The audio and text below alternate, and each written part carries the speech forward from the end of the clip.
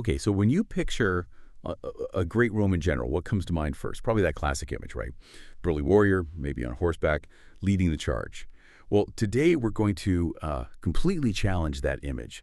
Welcome to this deep dive into the really extraordinary life of Narses, a figure who just defied all expectations, honestly, and reshaped the late Roman Empire. Our mission today is to unpack his fascinating story. He was a eunuch, rose from, well, seemingly humble origins to become one of Emperor Justinian's most effective military leaders. You shared that great article, The Castrated Slave Who Became Rome's Greatest General, and we're going to pull out the key nuggets so you can really get what made him so remarkable.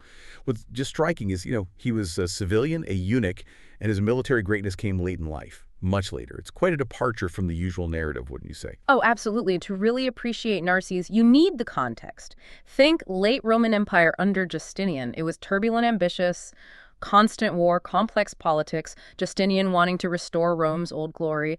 It was a time that was sort of ripe for unlikely heroes, and Narses, he definitely fits that bill. Right, that backdrop really sets the stage. So, okay, before the general stuff, who was Narses? Early life. How did he even get started in that, challenging political world? Well, he was born around 479 AD. He came from Persian-controlled Armenia, Pasarmia specifically. That region was actually known for supplying eunuchs to the Byzantine Empire.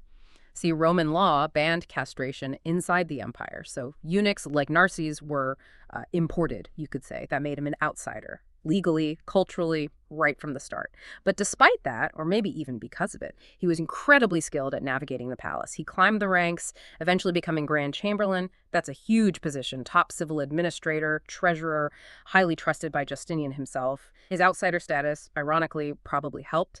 It gave him a unique kind of trust, maybe more operational freedom than insiders with their own family ambitions. Okay, so a master of the palace, the political game. Uh-huh. But then you have the Nika Riots. That's completely different, right? Chaos in the streets, not quiet hallways. How did his skills translate there? What was his role in saving Justinian's throne? Because that sounds like a real turning point.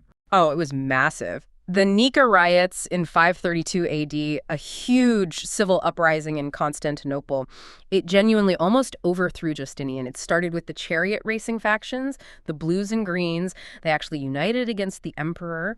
Narses played this absolutely critical role, but completely behind the scenes. He wasn't fighting physically. He used strategy, gold, words, very clever. He went to the blue faction leaders, bribed them, persuaded them to abandon the greens and the rebel emperor they'd chosen. Just like that. Pulled them out of the alliance. Pretty much. It was decisive. It broke the rebellion, saved Justinian's rule, and it massively boosted Narses' standing. Politically, of course, but also, surprisingly, it gave him military credibility.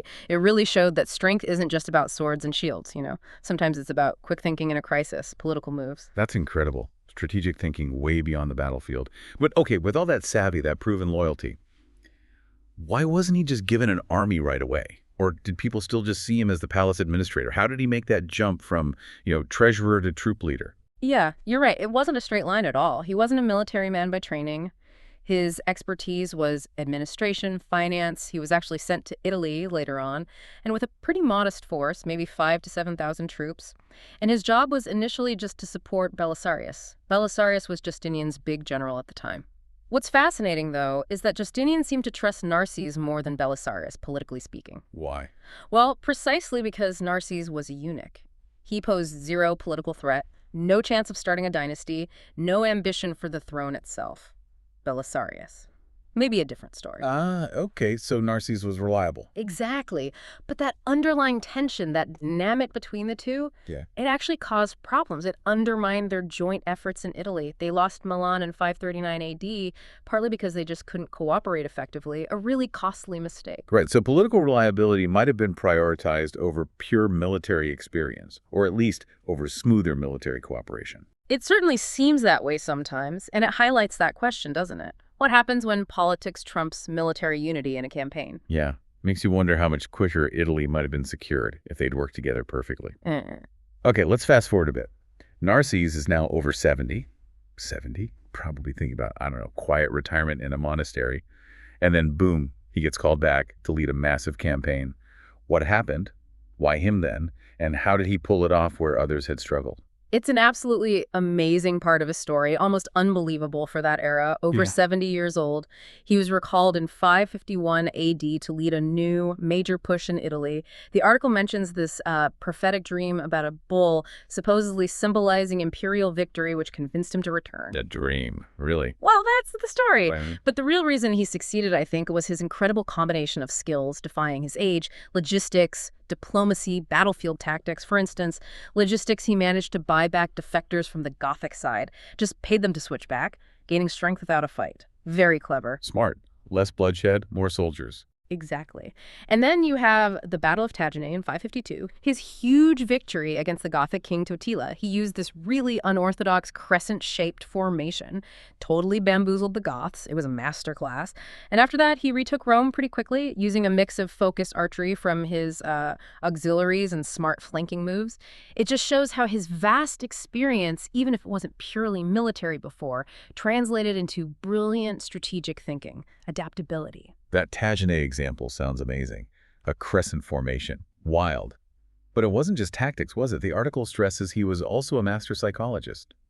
How did he use things like deception or even restraint to win? Oh, he was incredibly skilled at the mind games. Absolutely. He used deception, restraint, psychological pressure really effectively. There's this great anecdote from the Siege of Lucca. To intimidate the town, he apparently staged a fake execution of some hostages, made it look totally real. Whoa, okay. That's dark. But then, and this is the key part, after they surrendered, partly out of fear from that display, he freed all the hostages unharmed. Ah. So it was a bluff, but with a follow-through that built his reputation. Exactly. It wasn't just about the immediate win. It reinforced his image as tough, yes, but ultimately just and merciful. And that kind of reputation helped him cultivate deep loyalty, especially from his non-Roman allied troops. They trusted him because he was known for fairness, generosity. It really proves that perception, your reputation, can be just as powerful a weapon as brute force, maybe even more so in the long run. He really played the long game, understanding people. Yeah. Okay, so Italy is largely secured, Goths defeated, but then another huge threat pops up. The Franks invade. How did Narses handle this final, pretty formidable challenge? Right. Italy was barely pacified when this massive Frankish invasion came down, led by two brothers, Bucellanus and Lutherus. And Narses' strategy here was fascinating. It showed incredible patience, real strategic depth. He actually let them winter in Italy unopposed, didn't rush into a big battle. Why? That seems risky. Because he wanted to avoid overextending his own forces, and maybe he figured winter and campaigning would take their toll on the Franks. And he was right. He waited until their armies naturally split up. Then he acted. One half, under Lutherus, marched off with loot, but got hit by plague and basically disintegrated. The other half, under Bucellanus, stayed in Campania, but they ran low on proper provisions. The sources say they were basically living on grapes and wine. Not ideal for an army. Not exactly battle rations. Not at all. So they were weakened, likely suffering from dysentery. Narses then used his archers and cavalry not for a full-on assault initially, but to harass them, disrupt them psychologically, wear them down even more. Then, when they were disorganized and desperate, he closed in for the decisive battle and achieved total victory. Wow. Strategic patience, Yeah. letting the enemy weaken themselves and striking precisely. That's brilliant. It truly demonstrates the power of knowing when not to fight and understanding your enemy's vulnerabilities. Incredible career. And he lived an incredibly long life too, right? Yeah. Into his 90s. What do we know about his final years? Are there myths around him? Yeah, living into his 90s back then was extraordinary. But his final years are actually a bit murky.